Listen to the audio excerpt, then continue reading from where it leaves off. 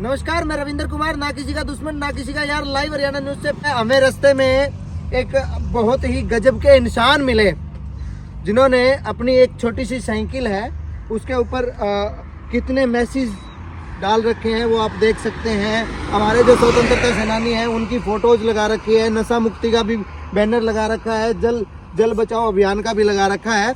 ये हमसे मिले तो हमने सोचा क्यों ना आप लोगों तक शेयर किया जाए। नमस्कार सर।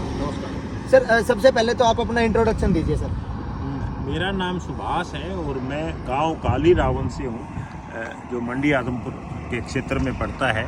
और अगर अभियान की बात करूं तो ये जो मेरा अभियान है ये नशा एवं हिंसा मुक्त मेरा गांव मेरी शान, जो माननीय आईजी साहब हैं हिसार श्री राकेश कुमार जी आ रही हैं, उनकी एक पहल है कि उन गाँवों की निशानदेही की जाए, उनको जो है ना वो किया जाए कि कितने लोग हैं जो नशे से लिप्त हैं और जो आज का हमारा समाज है, जो युवा है, उसको बर्बाद करने पर तुले हुए हैं।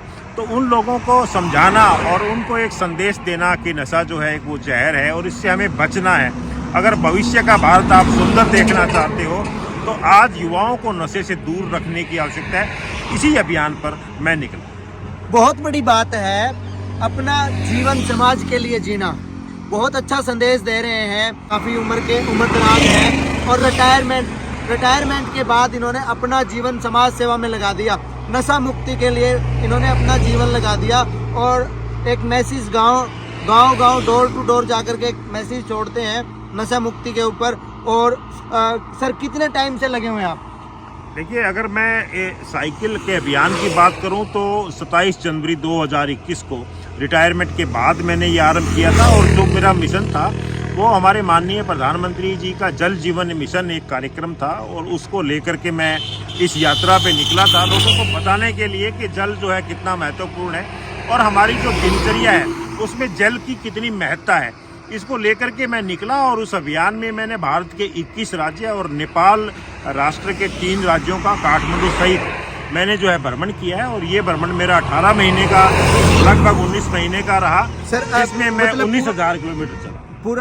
पूरा जो एरिया है आपने साइकिल पे ही कवर किया? हाँ बिल्कुल, ये जो जितना भी सफ़र है कदम दर कदम, यानी कि एक जो साइकिलिंग का जो पैडल है उससे मैंने 19,000 किलोमीटर का सफ़र 19 महीने में। सर आपकी उम्र क्या है?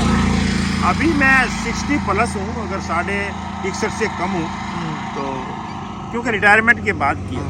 अच्छा, देखो कितनी बड़ी बात है। एक तो कितना गजब का मिशन लेकर के चले हुए हैं, लोगों को स्वास्थ्य बांट रहे हैं और खुद भी स्वस्थ हैं। 60 साल की उम्र में इन्होंने 19,000 किलोमीटर साइकिल से निकाला है। कितनी गजब की बात है। खुद का शरीर तो स्वस्थ बनाया ही है, लोगों को भी स्वस्थ रखने के लिए एक बहुत अच्छी मुहिम और निशुल्क, किसी भी तरीके का कोई चंदा नहीं, किसी भी तरीके की कोई सैलरी नहीं, अपना जीवन समाज को दिया है। एक नशा ही नहीं, जल के ऊपर भी पूरे देश का इन्होंने भ्रमण किया है और अब भी लगे हुए हैं नशा मुक्ति अभियान। सर कहाँ से आए हैं और कहाँ तक जाएंगे? आज मैं हिसार से आया हूँ, लेकिन मैं 28 दिसंबर से आईजी साहब के ऑफिस से निकला था, जिसमें मैं फतेहाबाद, सिरसा, डब्बल और वहाँ से पंजाब के मानसा और मानसा से फिर वापस रतिया, टोहाना, नरवाना और जींद से होते हुए और हिसार में आया था। और बीच में 2 दिन की गैप के बाद आज अभी 2 बजे ही मैं हिसार से निकला। सर हमारे चैनल के माध्यम से देश के युवाओं को क्या संदेश देना चाहोगे आप? युवा नशे से दूर रहें और मेहनत जो है वो जीवन का सबसे बड़ी जो सफलता है। जितनी मेहनत और जितनी मुसीबतों से आदमी निकलता है उतनी बड़ी कामयाबी की ओर अग्रसर होता है, ये मेरा मानना है। और मैंने ये सफ़र में सीखा है कि आदमी को कभी भी किसी संकट से जो है ना घबरा करके और रुकना नहीं चाहिए, हमेशा चलते रहें, आगे बढ़ें और आगे बढ़ेंगे तो देश आगे बढ़ेगा और युवा तो हमारे देश का भविष्य है। जो आपने ये यात्रा की है इतनी, आपको क्या क्या कठिनाइयाँ करनी झेलनी पड़ी? नहीं, कोई मामूली कठिनाइयाँ, देखो जब सफ़र में आदमी होता है, घर से दूर होता है, तो वो मामूली चीज़ें हैं। बाकी मुझे बात करूँ तो साइकिल की कभी कोई दिक्कत नहीं आई। रुकने की अगर बात करूँ तो कभी कभार कोई दिक्कत आई। ज़्यादा लोगों का बहुत प्यार मिला है, लोग अपने घर पे लेके गए और सब व्यवस्था जो है वो प्रकृति के हिसाब से और सब होती गई। आपने आपको हिंदुस्तान कैसा लगा? आपने अलग अलग जगह भ्रमण किया है और वहाँ के लोग, वहाँ का कल्चर आपको कैसा लगा? देखिए, विभिन्नताओं में एकता की हम बात करते हैं तो पूरा देश जो है बहुत सुंदर है। यहाँ की जो संस्कृति है, जो धार्मिक मान्यताएं हैं, बिहार की बात करूं तो बिहार के लोग बहुत सांस्कृतिक है और अपने धार्मिक अनुष्ठान और जो त्यौहार हैं उनका आनंद उठाते हैं। अगर मैं गुजरात की बात करूं तो गुजरात मुझे सभी राज्यों में मैं कहूँगा कि एक श्रेष्ठ राज्य मुझे लगा, जिसके बाद मैं राजस्थान को नंबर देना चाहूँगा, क्योंकि गुजरात के लोग जो हैं वो बहुत ही अपनत्व जो है वो उसकी भावना है, अतिथि देवो भव की भावना है। पूरे गुजरात में मुझे कहीं ऐसा नहीं लगा कि मैं अपने घर में नहीं हूँ।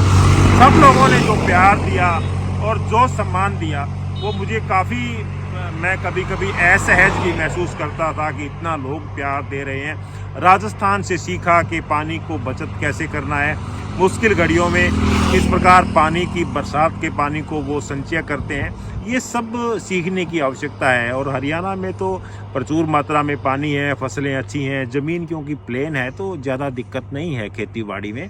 राजस्थान, महाराष्ट्र की बात करें तो लोग बहुत मेहनत करते हैं और बहुत मेहनत करने के बाद 2 वक्त की रोटी जो है वो बना पाते हैं। लेकिन हरियाणा में मुझे बस एक ही चीज़ की लगी कि लोग जो है ना, भाईचारा इतना सुदृढ़ नहीं है। यहाँ हर व्यक्ति अपने आप को कुछ इस प्रकार का, वो चीज़ थोड़ी सी दिक्कत है, अभी लोगों को समझने की ज़रूरत है। हालांकि कोरोना ने बहुत सिखाया है, कोरोना काल में लोगों ने सीखा है कि जो अपनत्व है, भाईचारा है, वही कायम रहेगा, बाकी सब तो बेमानी है। बिल्कुल बिल्कुल। देखो, बड़ी बात है, यही चीज़ें इंसानियत को जिंदा रखती हैं। देश में हिंदू बहुत हैं, मुस्लिम बहुत हैं, सिख बहुत हैं, ईसाई बहुत हैं, लेकिन इंसानों की कमी है।